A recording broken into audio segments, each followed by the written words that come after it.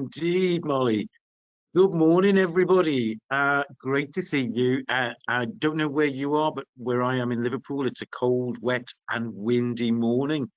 But inviting you here today because we're going to be talking about mental health. And this week, as you know, is Mental Health Week, and there's a lot of discussion, activity, um, both online, in schools, talking about children's mental health. And it's a particularly important topic at the minute, isn't it? Because we are hearing about so many um, instances of children who are experiencing mental distress. And we're asking, why is this? It seems like more than there has been for quite some time. And what is that actually about? So, from the perspective of you as parents and carers, I'm just going to give you a little bit of an insight about some of the statistics that we're aware of at the moment, which indicate that there is a cause for concern. Um, Perhaps exploring some of the reasons why so many young people are experiencing mental distress. And what can you, as parents, do to support your child's emotional well-being and mental health? So there are kind of key objectives for today. And what we're going to be asking ourselves is, well, first of all, what is mental health? And mental health has been defined by the Mental Health Foundation as this: positive sense of well-being, which enables an individual to be able to function in society, to meet the demands of everyday life, and that people in good mental health have the ability to recover effectively from illness, change, or misfortune. Now, we all know, don't we, that life happens. Things happen to us that are beyond our control. Sometimes we get sick. Sometimes we have family bereavement. Sometimes we're just worried about somebody else who is unwell or distressed or having a really tough time. But there are some things in life that we have no control over. What's crucially important in terms of what we do for our children is to give them a sense of self-confidence that they are able to deal with whatever the world is asking of them and not be overwhelmed. Well, that's all well and good, isn't it, for us adults, because sometimes even we struggle with that. For many children, the world they live in every day is full of firsts. The first time they encounter a situation, the first time they might see or witness something that they might find distressing or indeed enjoyable. There are so many things that are happening around us. What we want is for our children to be able to learn to thrive in the world that they live in. And that very much begins within the family, and indeed arguably from the moment of conception. How do we support our children's mental health? What we're seeing at the moment, and I know this is a concern for many parents, and talking to some of the team members at Witherslack schools, but this is a concern, and actually it's a concern in every school. It's a concern for parents all over the country. It's a concern for teachers. Why are mental health problems escalating in the UK for children? We know that 3 in 10 pupils are avoiding school because of anxiety. 1.5 million children, the government claims, are persistently absent through emotionally based school avoidance. What is that about? Is that just about, I don't want to go to school, or is it actually causing a lot of anxiety? We know that referrals to children's emergency mental health care has soared by 53% since 2021. And emergency mental health care is crisis care. That's the threshold to meet that crisis care service in child and adolescent mental health services is eating disorders, self-harm, and suicidal ideation, thinking about ending your own life. Anything below that doesn't even make its way to CAMS because there just aren't the resources there.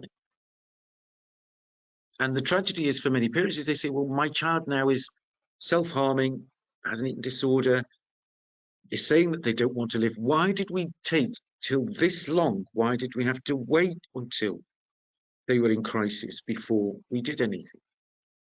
The reality is we need to be thinking, don't we, about what is causing our children so much anxiety and distress? What is the cause of these escalating mental health problems? And how do we prevent them from happening? And if there are some things that we can't prevent from happening, like, for example, mum and dad separating, somebody in the family being ill, death of a pet, death of a grandparent, lockdown, bullying, there are so many things that might cause a child to experience mental distress. And sometimes in and of themselves, these small, seemingly to us, small, insignificant things that children shouldn't worry about seem to do so. It's almost as if sometimes they can accumulate and accumulate, and then it would take the slightest thing that seems to tip them over the edge. And as adults, we all know, don't we, that, you know, we think we're coping well, and then we have event after event, the stressor after other things that worry us, and they cumulatively, when they all come together, you know, something as simple as banging your toe on the door can be the thing that really throws you into a state of fight or flight. But there's a difference between a healthy stress response and pervasive levels of anxiety and depression. The total number of children experiencing mental distress recorded in the year 2022 was 1,169,000. We know that waiting lists for child and adolescent mental health services range anything from 5 months to 2 years. We also know that 60% of all children referred to child and adolescent mental health services have that referral rejected because it's classed as inappropriate. Well, what does that mean? You know as a parent that if your child is experiencing a lot of distress, to be told your child doesn't meet the threshold or the required criteria to access CAMS, what do you then do? And the question we have to ask ourselves is, how do we collectively as parents, as schools, and indeed as child and adolescent mental health services, A, prevent the causes of mental health problems in our children, but actually also provide early intervention before things escalate to such a point where your child is in crisis and is at serious risk of those things that we know now meet the criteria to access CAMS: eating disorders, self-harm, suicidal ideation. Rachel de Souza, who is the Children's Commissioner, said recently, we are seeing waiting times increase for the first time in years, and evidence of an increasing postcode lottery for children referred for treatment. The government needs to roll out mental health support teams urgently in every school by the end of 2025, and for any mental health investment to target children. It is vital that this support is available because without it, too many children may end up in crisis. One thing I'm not sure of about that statement is when Rachel de Souza says we're seeing waiting times increase for the first time in years. We know that waiting times have been increasing for quite a long time. And certainly for parents of neurodiverse children, you know that how long you have to wait for an assessment for ADHD or autism in CAMS can be anything up to 3 years in some parts of the UK. And we also know that a lot of the distress our children experience is often because living in a world where you have ADHD or autism or both, or indeed dyslexia or dyspraxia or dyscalculia, or just because we know all these things co-occur, that can make life for your child more difficult. And we know that learning in school can be particularly stressful environment if your child is one of those children who thinks differently, who is a neurodiverse learner, or some people prefer the term neurodivergent. If we can't create schools where children can learn in a way where they're energized, because we're born with an innate love of learning. Children crawl, learn to walk because they have this innate genetic drive to want to learn about the environment that they live in.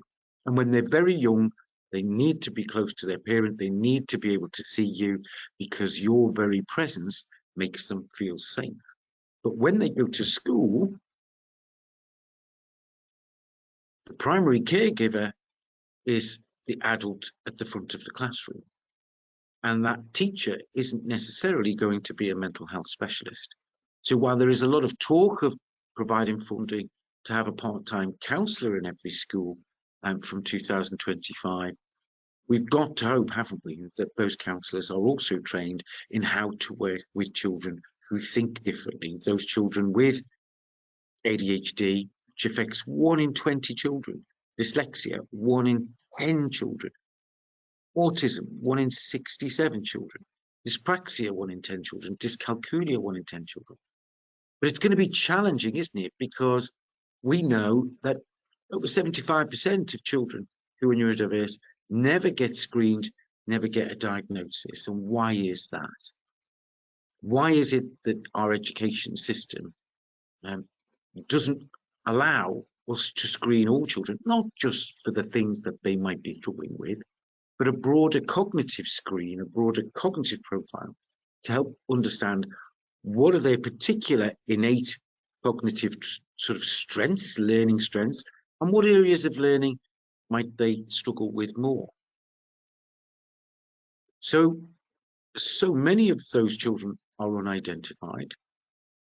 How do teachers know how to adapt learning in order to make learning for those children enjoyable?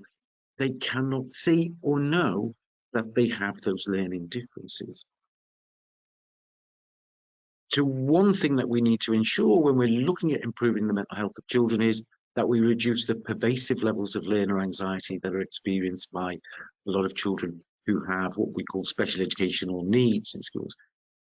How do we make sure learning is adapted to that learning for them is enjoyable, feeds their natural curiosity and that genetic love of learning, and that it doesn't become a fear of being told that they're not trying hard enough, or this isn't good enough, or that they're choosing not to work when they say they can't remember what they learned in their last lesson.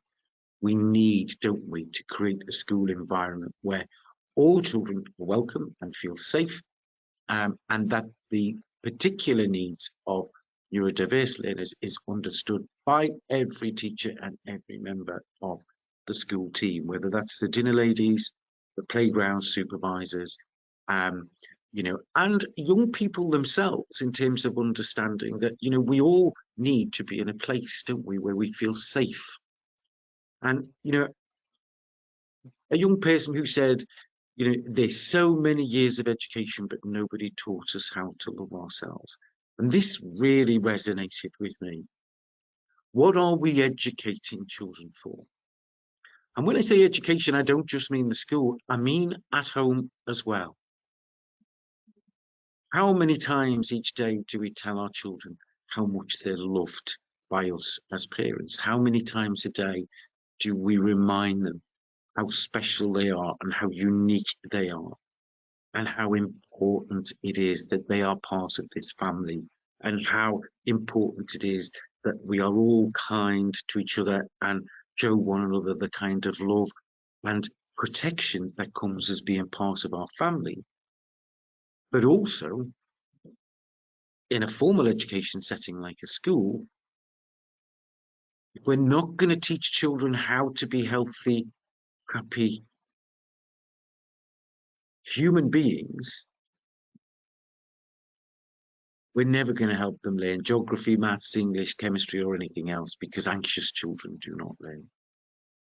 So let's think about that. You know, what is the purpose of education? What are we educating children for? What are our schools teaching children? Are we just teaching them how to pass an exam in history or geography? Are we teaching them how to be learners, to know how to learn, not just what to learn, to know how to undertake a school exam, not just what you've got to know? And we all learn differently, particularly if you have a neurodiverse mind. So let's think about what has been called curriculum for recovery. In 2017, 1 in 9 children had some kind of mental health need.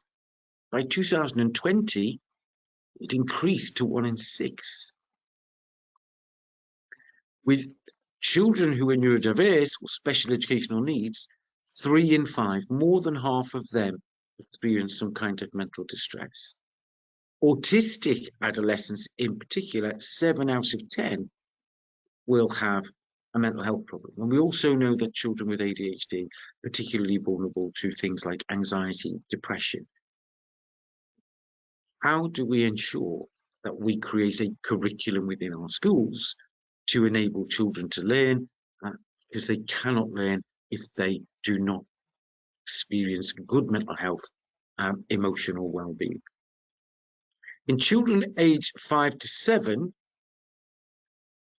we know that we've gone from, as I say, 1 in 10 to at least 1 in 6 now for the general population, but it's actually gone up more recently, where we're talking potentially 1 in 4. 1 in 4 children who are experiencing mental distress. So we've seen this escalation and a particular jump during just after lockdown ended. Interesting that a lot of parents said that their children experienced less anxiety when they weren't in school during the pandemic. And it's interesting that a lot of those children were neurodiverse learners. So why is it that our education system is particularly stressful for children who think differently, for children who are dyslexic, autistic, ADHD, etc.? Post-pandemic, why do we need a recovery curriculum for children? What is it we are trying to help them recover from? Because we've seen this massive escalation in the number of children experiencing mental distress. You as parents know that. You see how your child copes with pressures, how they deal with school.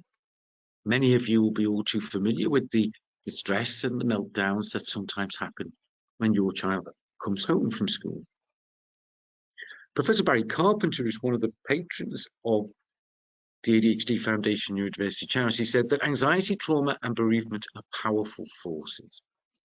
For them all to appear at once in an untimely and unplanned fashion, as happened during the pandemic, is significant for the developing child. Our children are vulnerable at this time and their mental health is fragile. During the pandemic, for over 2 years, children lived in a world where they couldn't go out, couldn't see their friends, many of them couldn't go to school, witnessed their parents experiencing anxiety, many of them being homeschooled by anxious parents who didn't feel confident about homeschooling, couldn't see their friends, their grandparents. When you're a child, a week is a long time. Over 2 years is an incredibly long time. And we know that very young children have experienced developmental delay. We know that when we moved out of lockdown completely and children went back to school, a lot of schools were telling us that a lot of children were really struggling to behave in a way that was appropriate to the classroom and playground. What we seen in that period, for the first time in a century in a pandemic, was that we were all experiencing stresses from a whole variety of ways. We were experiencing a sense of loss because all the structures and freedom that we had in our lives had gone. We were experiencing bereavement because we all knew somebody who had passed away because of the pandemic. We were experiencing the loss of contact with friends and family. We were experiencing separation anxiety from friends and family. And then there was that fear about our own health. All of this impacted on children. Anxiety is contagious. And all of these things happened at once. So we know that they had a very significant impact on the escalating figures of children who are experiencing mental health problems in the UK at the moment. So what factors actually prevent poor mental health? Because we couldn't prevent pandemic. But thinking about now the pandemic's over, what things can ensure we lead happy, healthy, and successful lives, and that is the world that we create for our children. Many of you will come across this triangle of need, or what's called Maslow's hierarchy of needs. We know that as young human beings, the most important thing we need is to be able to breathe, to have food, water, to be able to sleep, be able to attach to a primary caregiver. Your child will cling to you the minute you're born. Thankfully, we've moved away from those old practices years ago, but now as soon as a baby is born, they're placed on their mother's chest or they're held to their father's chest. It is that skin-on-skin contact, that full contact parenting, that not only makes the child feel safe, but actually also triggers stimulation of the growth of the brain and the child's nervous system. We know, don't we, that there is this incredible intelligence in human beings, that a mum can identify the cry of her own child in a room full of other babies. We know that a mother will start producing milk when she hears her child cry. We know that children will get distressed if they sense that their primary caregiver isn't there. We know that children have to attach to a primary caregiver because important parts of the brain that are going to develop in those first couple of years of life are absolutely crucial. Children who are not held will die, even if they are fed. So having that physiological need met is absolutely crucial. And in adults, that need for physical intimacy is also very powerful. We all know as well as adults, don't we, that loneliness makes us ill. But for children as well as adults, it is particularly important that they feel safe and protected. And they will look to you, the parent, as the primary caregiver. And when they go to school, the teacher, who is the primary caregiver there, for that sense of protection. They are genetically programmed to do so. Even the children of parents who beat their children, those children still run to those parents when they've fallen over and cut their knee, because they are genetically programmed to do so. They cannot even conceive of the idea that their parent would not be there to protect them and to comfort them when they are feeling anxious and distressed. If they believe that their primary caregiver is not going to be there, they become completely overwhelmed because they are in a state of extreme distress, fight or flight. They do not feel safe. They don't feel protected. The world is a frightening place. It is imperative that children have that close contact and physical contact with their parents in their early years to help them form healthy attachments, but also to help develop their brain in a way that as they progress through childhood and through puberty and adolescence, the building blocks of their brain will enable them to form healthy relationships with other human beings, to understand how other human beings relate and communicate, because we don't just communicate verbally, we communicate in so many different ways, don't we? Belonging is crucial. Where do I belong? And the child knows that they belong in your family, that's where they're loved and protected. But when they transition to school, we want our children to believe that they belong in that classroom. And I know that for many parents of children with special educational needs, that's a critical issue, because there are many of you who believe that your children don't belong. And when I was at school, that's what I was taught. I was taught that special needs children don't belong here. Why? Because they were educated in a porter cabin behind the sports hall. We were told they weren't like us. We were told that they weren't very intelligent, which we know is a complete myth. We were told that they chose to behave in ways that meant that they couldn't be in the classroom with the rest of us. We were told that, they were not really trying at school, and they were struggling, so they needed extra help. But actually, in fact, often they were put out of sight and out of mind. It wasn't always that they got the help they need. And we made this assumption, didn't we, that because we weren't enabling them to learn and thrive in our school system, well, it wasn't because of the teaching, and it wasn't because of the school, and it wasn't because of education policy. It was because there was something wrong with them, or even worse, sometimes something wrong with you as parents. Thankfully, those attitudes are beginning to change. We know that at least one in five children are neurodiverse, and that's before we think about all the other children who might have other problems like fetal alcohol syndrome or physical disabilities, for example, or children who've experienced significant trauma that it's impacting on their ability to learn. So 1 in 5 are neurodiverse, and then we've also got all these other children. We must know that more than a third of children have some kind of special educational need. But I would argue all of us at some point in our lives have a special educational need. The difference is in our schools. We associate the term special educational needs with low ability, low attainment. And we all know, don't we now, that 40% of millionaires are dyslexic, 30% of senior executives and entrepreneurs have ADHD.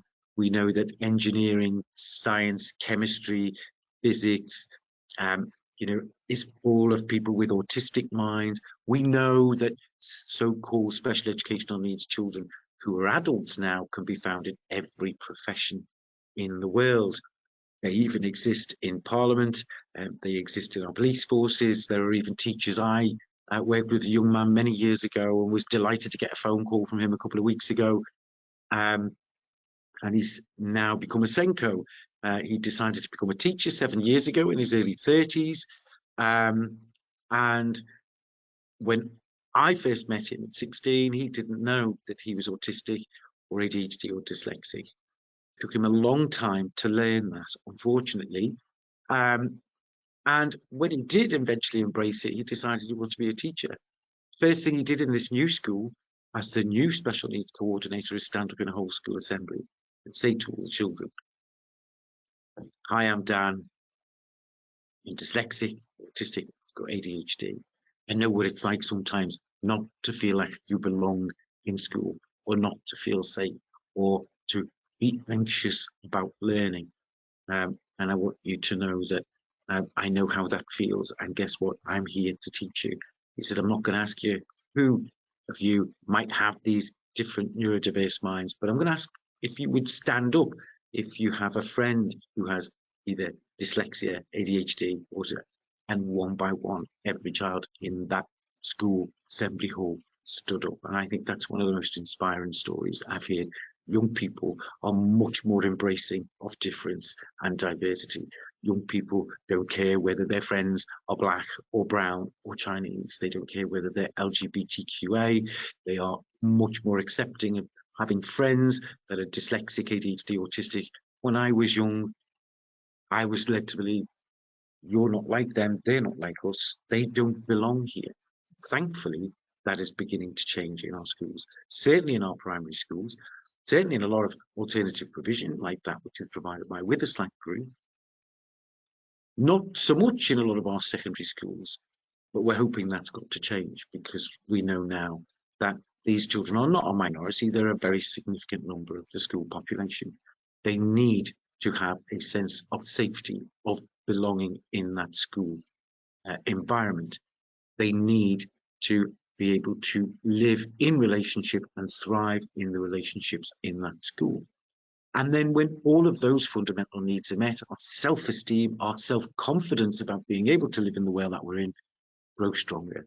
And then the really important things that build communities and societies, like a sense of morality, a sense of social justice, the ability to be creative and spontaneous, the acceptance of diversity, like in human beings, and to understand that we belong by virtue of our humanity. And yes, we'll belong to other social groups outside of the school, the football team, the book club, the mothers' union, whatever it might be. We are a social species who thrive in relationships. That is our most fundamental need. So what factors might prevent poor mental health? Well, quite frankly, that starts at conception. We know, for example, that when mums and dads find out that they're pregnant, it's really important that mum doesn't drink alcohol at all, that you have a healthy diet, that you practice stress management throughout your pregnancy, because if you're anxious and depressed and distressed through your pregnancy, that's going to affect how your child is developing in utero. We know that there's 1,000 days after your child is born are absolutely crucial in terms of helping them develop secure attachment to their caregivers, that they feel safe and protected, and not just feel, but know. And this is a really important thing as well, isn't it?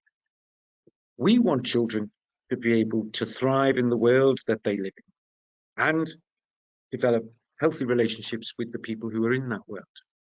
Children's brains, remember, are not fully developed when they're born. And you may have heard this idea that the brain has 3 layers: a brain stem, an emotional brain, and a higher thinking, functioning brain. But that second part of the brain, that emotional brain, is the bit that is developing most in those first few years of life. So, with children, we know that a lot of their decision making, a lot of their behavior is driven by emotion. Our brains don't fully develop until we're in our mid-20s. Nearly a third of our lives for our brains and nervous systems to mature. So it's absolutely crucial, isn't it, that we understand that children will always have an emotional response to a need, or to a need that's being met. And we know that children who are anxious will often come to mum and dad for a cuddle, or be very affectionate, but often that is not just about them displaying affection, modeling the affection that you're showing them. It's often also about the need to feel reassured that you're there and that you're close by. Now, obviously, as we progress through puberty and adolescence, we all learn, don't we, that you can't always say and do exactly what you feel, because your body is transitioning into adulthood. You still have a mind that's very young, and you have to learn to control some of these feelings and only act on them at a time when it's appropriate. But what do we do sometimes when we're overwhelmed and we feel angry or distressed?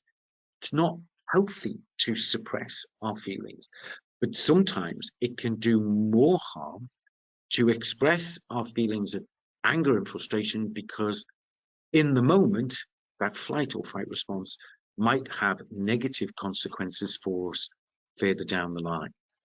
So we help our children learn to inhibit their feelings so that they are able to live in relationship with other people, so that they can get along with their friends, so that they all learn how to behave in certain ways. We teach them how to behave at home, how to behave at school. Fundamental to their sense of belonging, safety, and feeling protected, and belonging to a social group, and the ability to belong to other social groups.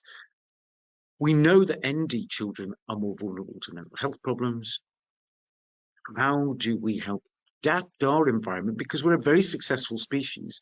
We have learned over hundreds of thousands of years to create an environment that is going to help us thrive. We build homes, we grow food, we do what we need to do in order to survive. But also from an evolutionary perspective, we haven't just adapted our environment, our brains and nervous systems have adapted themselves to our environment.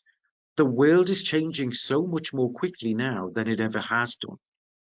Technology and the pace of change, The kind of skills that are wanted in the workplace now are radically different from what they were 50 years ago before we had computers. And that change is going to continue to accelerate. And it's important that we are adaptable and that what we are learning is enabling us to live and thrive in the 21st century, which is very different from the 19th century. The kind of jobs are very different. Children and young people are very different to they were when I was at school. So we also need to think about what are the particular vulnerabilities of children with ND, and why is that? Is it because they live in a world where they think a bit differently to the majority?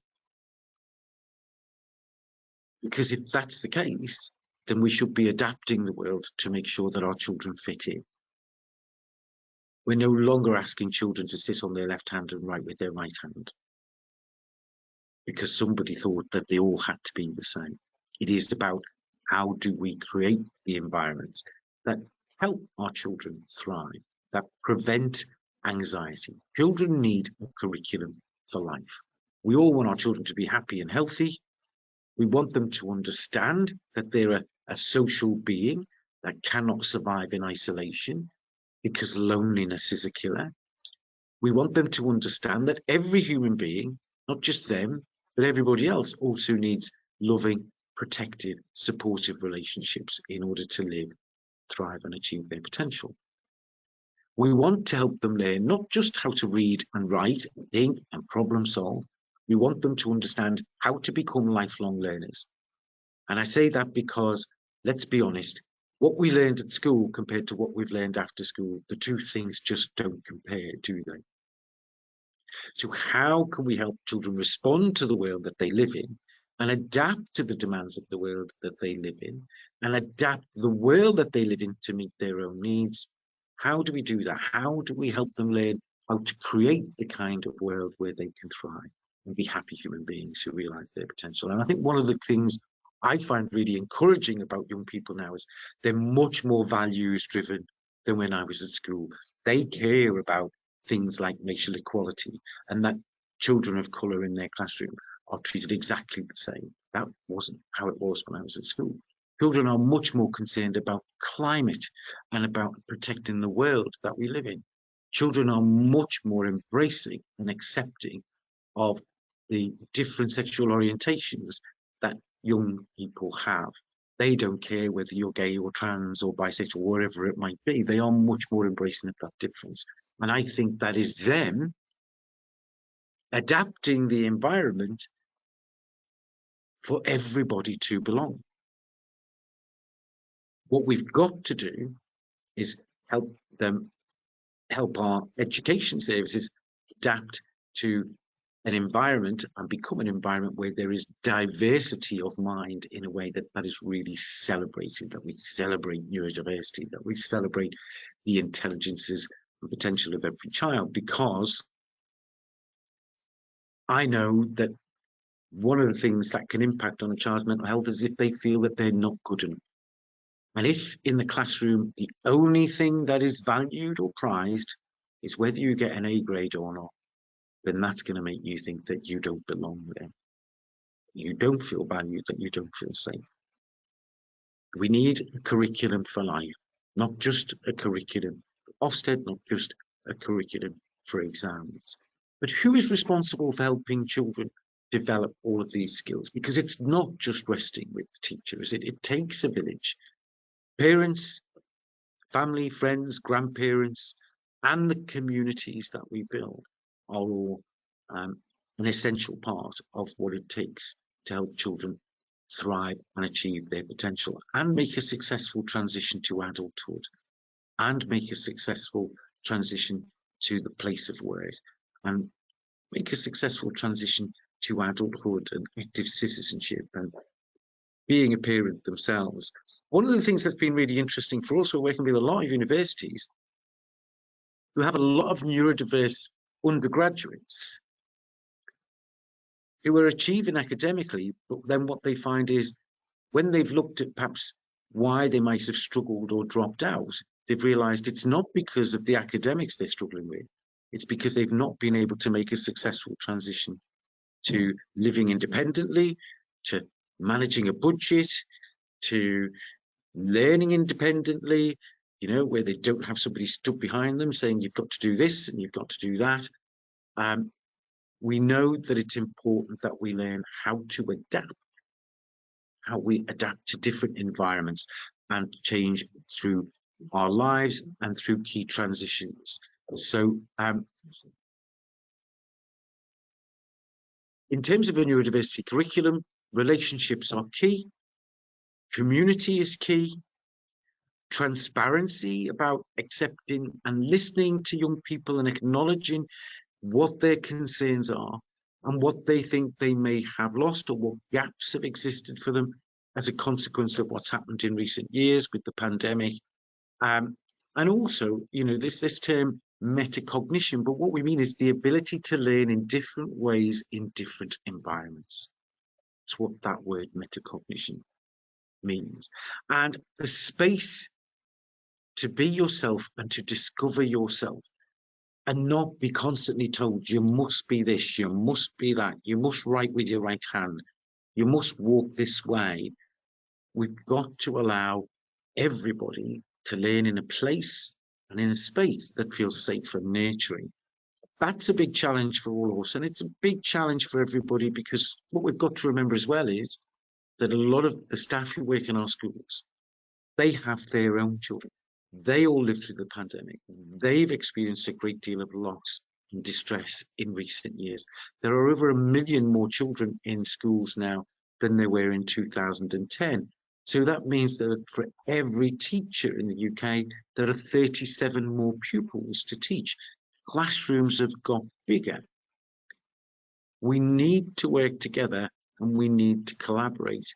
And let's start thinking here about, you know, not what is wrong with our children, but what is strong with them. Let's not also fall into this trap that, well, because my child is dyslexic, autistic, ADHD, that there is nothing that is strong about them. We should not be thinking just in terms of what they cannot do. We should be talking about their strengths and their talents, because our children and young people listen to us and they hear the words that we use to describe them. And if we are constantly describing them and defining them by what they cannot do, or how they are less than, or how they are not the same as everybody else, then we're just going to make them feel that they don't belong. We need to help them learn to be who they are and thrive. And thankfully, we're seeing amongst a lot of other young people who are much more embracing, accepting of the fact that they have classmates who think differently, who learn differently, and that they do belong in those social groups. So it is about thinking, you know, what is also strong with my child? And let's constantly remind our children of when we see them behaving in ways that are positive, kind, but when they've shown resilience, when they've shown fortitude, when they've shown compassion, when they've been good friends, when they've been considerate, because emotional intelligence is absolutely crucial. Often what we are teaching children in schools is intellectual intelligence, academic intelligence, but we all know that values, morals, emotional regulation, all those things impact on our intelligences. They are almost intelligences in their own right. A lot of employers are talking about character intelligence now. So let's get to what we need to think about here as parents. What do we need to do to help our children from becoming anxious? We know that there are certain stages of child development, like for example, between 7 months and 3 years, where children are frightened of strangers. They're frightened when they're separated from their parents. They're frightened of loud noises or animals, even the vacuum cleaner. Between 3 and 6 years of age, they can develop, again, a fear of animals, the dark, supernatural beings such as monsters, or even thunder and lightning. Between 6 and 9, we start to see an awareness of fear of bodily injury, because they're a lot more agile now. They're moving about, they're falling over, they're getting cuts and grazes to their knees, etc. We know that they become frightened of getting lost or trapped. A lot of children are frightened of things like doctors and dentists. Some even begin to worry about death and dying because by that age they may have heard of somebody who's passed away, whether it's a grandparent or even grandparents of a friend or whatever. By 9 to 12 years, we know that most of their fears revolve around social and evaluative situations like being rejected by peers, feeling embarrassed, taking tests, sometimes even fear of being asked to stand up and read in front of a class. We know these things are very common at certain stages of child development. When do these kind of things that we know are a natural part of learning through growing up become a serious problem? Experiencing stress is healthy. We have a stress response. That is the whole point of our fight or flight system. When stress is pervasive, then we know that it is anxiety. When stress, pardon the spelling mistake there on interferes, when stress is interfering with our ability to learn, then it's a problem. We all know that when we're stressed, we're forgetful, it's difficult to focus and concentrate. When we're really stressed, that it's impacting on our relationships, where we don't even feel like we're in the mood to play or have fun, and where that's happening not just in one place, but in a number of different settings in our lives. So we need to think about pervasive levels of anxiety as opposed to a stress response. Now, there are different types of anxiety. You can have panic disorder, you can have phobias, like agoraphobia, you can have separation anxiety when you're separated from somebody that you feel very close to. We know that children often do with parents when they're young. We can have generalized anxiety. You can even have post-traumatic stress disorder, which is a particularly acute form of anxiety. And we know that there are higher levels of that in children with ADHD and autism. Obsessive compulsive disorder is a manifestation of anxiety. Performance anxiety, whether that's standing up and reading in front of a class or taking an examination. There are different types of anxiety, but it is an essential part of our survival instinct. We learn from our mistakes. We learn about things that have caused us fear or anxiety. Anxiety alerts us to something that we might perceive as unsafe. But quite often the things that we're anxious about are not necessarily unsafe. We do know a lot of young people experience a lot of anxiety because of fear of failure. Fear that they will experience rejection by their teacher or parents if they have not succeeded in something. They are particularly anxious about the consequences of social rejection. The influence of peers, particularly in adolescence, is significant and often greater than the influence of parents as those young people begin to start establishing themselves as an emerging adult. And of course, they know everything, don't they, at that age? Anxiety can also be the consequence of being asked to undertake tasks that we do not feel confident about doing. And a lot of young people get really frustrated, don't they, and give up quickly if they don't get it right first time. If they're not the best kid on the football pitch, if they're not the most talented hockey player or whatever it might be, that there is this thing about you've got to be great at everything, or you've got to be the best at everything.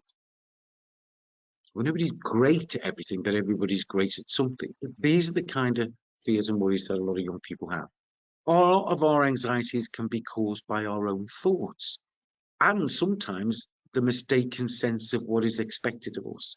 We get all worked up and anxious because we think, what are they going to think of us? Are they going to be disappointed in us? Have I not done what everybody wanted? Am I not as good as everybody was hoping I would be? These are all an important part of growing up, but they can be particularly difficult for children who already have pervasive levels of anxiety. You know, think about your own experience as parents, about what the consequences were of failure, what it felt like to let other people down, what it felt like to be excluded from a friendship group, what it felt like to be lonely, to not belong. to not have the protection of a group of friends in a school or family group. I'm just going to mention this briefly, the dignity model, because I think it's something that is really important, that should be embedded in all schools, and that is we should accept people's identity, whatever their difference, and embrace that and celebrate it, and not see them as not belonging. Recognize them, acknowledge them, make sure they are included, that they feel safe, that they believe that the environment they are in is fair, that they have the independence that they need in order to learn and thrive and not become overly dependent, that they are able to think for themselves as well as consider the feelings of others and recognize the independence and individuality of others. But we give them the benefit of the doubt. And yes, we want them to learn accountability for their actions, but that we don't expect them to be perfect, because learning is a trial and error process. But how do we help our children? And this is the key thing that we take away, is how do we talk to children about how they feel? How do we give them a language?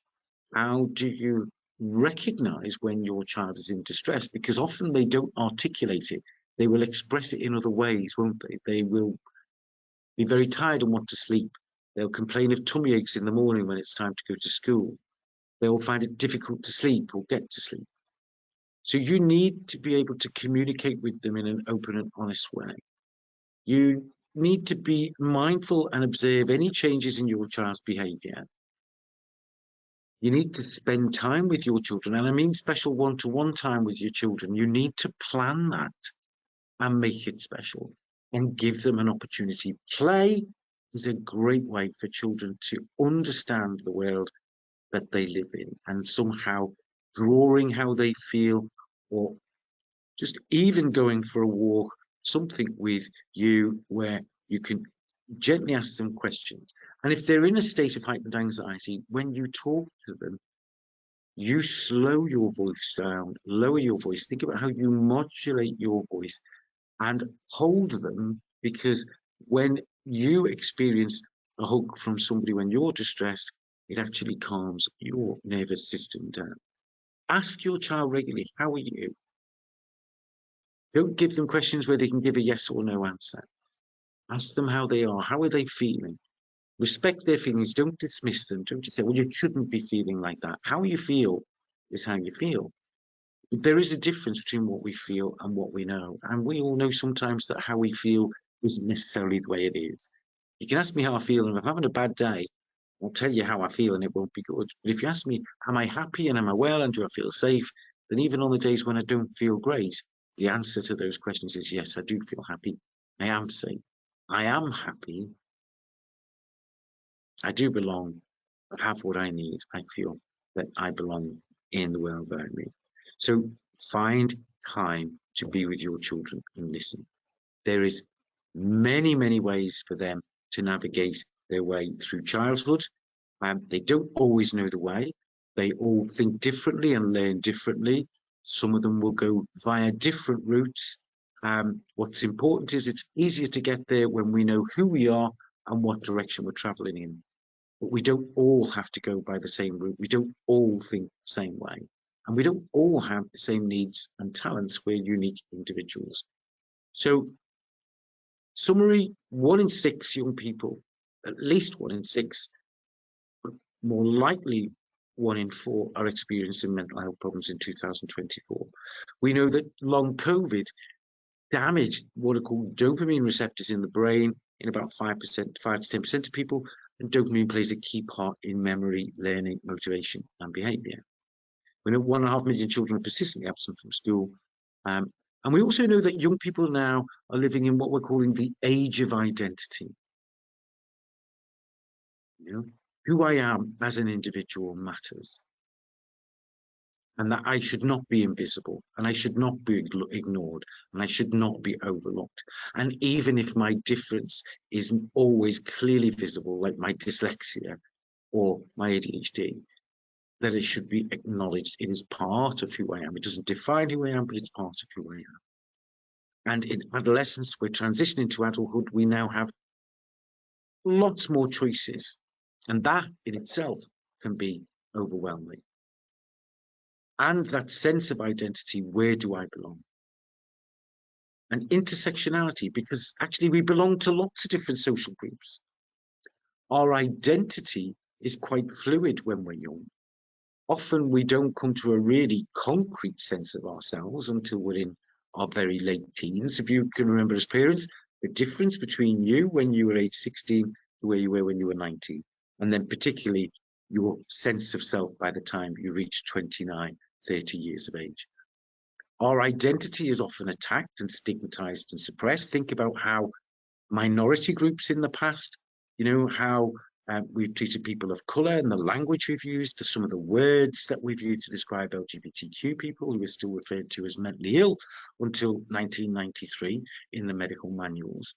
The world is changing, but our identity is an important part of helping us recognise who we are and where we belong, and that difference is celebrated. We know that a lot of parents and a lot of young people have lost faith in public services like schools and CAMS. And we know that there are concerns about psychological safety in school, out on the streets, all the things that are happening in the world and what we're watching on the news. It is really important that our young people understand that where they are with you, they feel safe and protected. To help them make healthy lifestyle choices, introduce daily stress reduction strategies as an integral part of your family's mental health regimen. Slow, deep breathing for 5 minutes, 3 or 4 times a day. Your child can practice that on the bus. Talked about this so many times. Exercise, even if it's a brisk walk. Rewarding kindness and friendship skills. Absolutely crucial for every young person. Things like progressive muscle relaxation. If you don't know what it is, look on the internet.